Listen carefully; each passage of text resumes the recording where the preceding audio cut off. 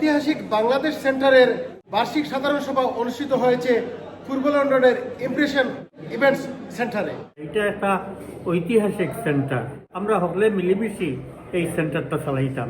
Bangladesh centre এটা একটা জাতীয় সম্পদ এবং ঐতিহাসিক। বাংলাদেশ শুরু এখান থেকেই হয়েছিল।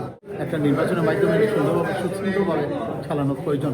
বাংলাদেশের একটি পরিবার হিসেবে যুক্তরাজ্যে বাংলাদেশ সেন্টারকে আমরা দেখতে চাই।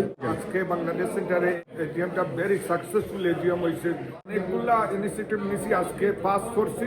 বাংলাদেশ সেন্টারের সহসভাপতি তোফজ্জল মিয়ার সভাপতিত্বে ও সাধারণ সম্পাদক দেলোয়ার হোসেনের পরিচালনায় এ অনুষ্ঠানে বিভিন্ন আয়ের হিসাব তুলে ধরেন কৃষাধ্যক্ষ শিবির আহমদ। আজকে বাংলাদেশ সেন্টারের এজিএম অনুষ্ঠিত হয়েছে।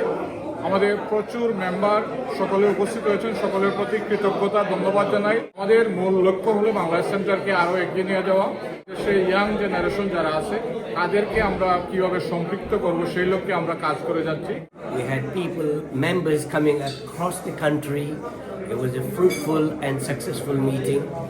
We have been accountable for the last whole year. We have shown documentary. We have listened to the members and we are taking everything on board. ঐতিহাসিক বাংলাদেশ সেন্টার কর্তৃক আয়োজিত আজকের এই এজিএমে অত্যন্ত ফলপ্রসূ এবং প্রশংসনীয় দাবিদার।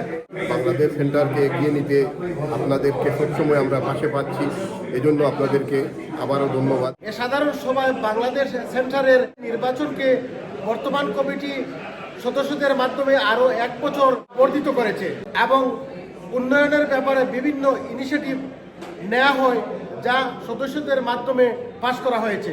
লন্ডনের ইমপ্রেশন সেন্টার থেকে Chowdhury Murad, NRB TV news, London.